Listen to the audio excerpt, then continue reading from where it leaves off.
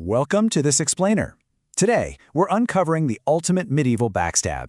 You know, the incredibly dark, true crime origins behind our most famous modern superstition.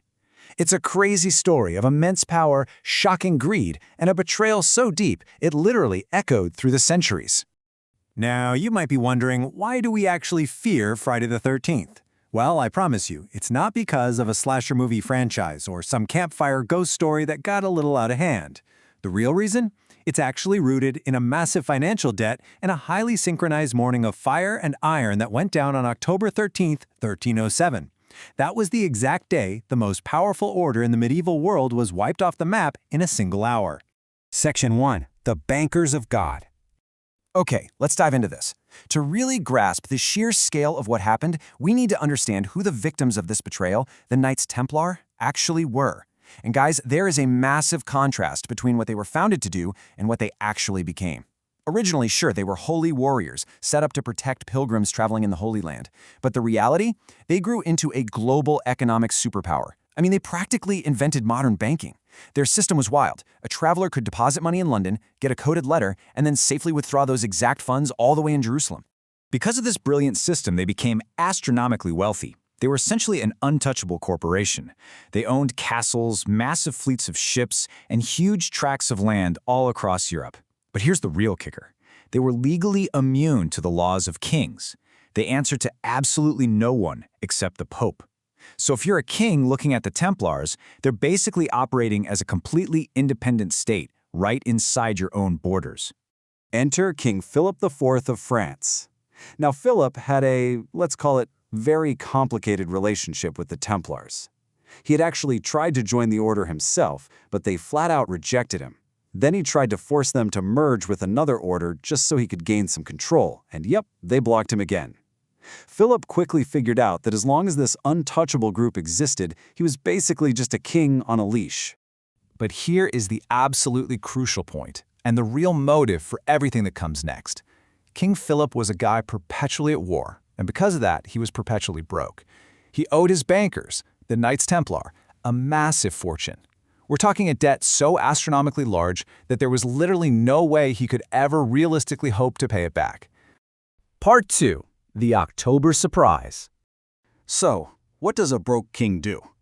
Instead of paying his massive debt, King Philip decided it would be way easier to just violently erase it. And this brilliantly illustrates his sinister logistical masterpiece. Philip starts this long con in the late summer of 1307. Step 1. A massive whisper campaign. He used disgruntled former members to spread all sorts of lies, accusing the Templars of heresy, devil worship, even claiming they spat on the cross in secret rituals. He really had to lay that groundwork of public distrust before making his real move. Then comes step 2. Philip sent out thousands of secret, sealed letters to every seneschal and official across France. Just imagine the pure suspense for those officials receiving these documents, especially with those terrifying, highly restricted instructions right on the cover. Do not open until the night of October 12th. Inside those letters were the actual orders for step 3, a nationwide dawn raid. Now, a dawn raid is a sudden, synchronized surprise attack carried out at first light. So, dawn hits on Friday, October 13, 1307. While the knights were literally still in their beds or at morning prayer, the king's soldiers violently kicked in the doors. Hundreds of stunned knights were seized across the entire country in just one single hour. The dark irony of this whole thing is just staggering. These knights, including their grandmaster Jacques de Molay, genuinely thought they were the king's allies. The betrayal was so sudden and absolute that, get this, just the day before, some of these very knights were actually serving as pallbearers at a royal funeral for the king's own family. Literally overnight, they went from honored pallbearers to shackled prisoners. Let's move to part 3 and see how this builds. Confessions under fire. So, simply locking up the knights and stealing their land wasn't quite enough for Philip. He systematically needed to destroy their reputation so thoroughly that the Pope couldn't possibly swoop in and save them. The knights were thrown into these damp, dark dungeons and subjected to what was ominously called the King's Question, which, let's be real, was just a polite term for absolute brutal torture. The Inquisitors used horrific methods, the rack, thumbscrews, fire, whatever it took to break these men down. And the goal here wasn't to find the truth, right? It was just to extract forced confessions to the bizarre, totally fabricated crimes Philip had invented. Under that kind of unbearable pain, many knights confessed to absolutely anything just to make the torture stop. They were forced to sign documents saying they worshipped a severed head named Baphomet and that they had actively denied Christ. Now, you might be asking, where was the Pope during all this? Well, Pope Clement V actually did his own digging, and his investigation showed that the Templars were more than likely completely innocent. But Clement was essentially a prisoner of the French king's influence. He was a weak leader, and Philip applied relentless pressure, even threatening direct military force just to make the Pope bend to his will. Ultimately, the Pope caved. In the year 1312, Pope Clement V officially dissolved the Knights Templar Order.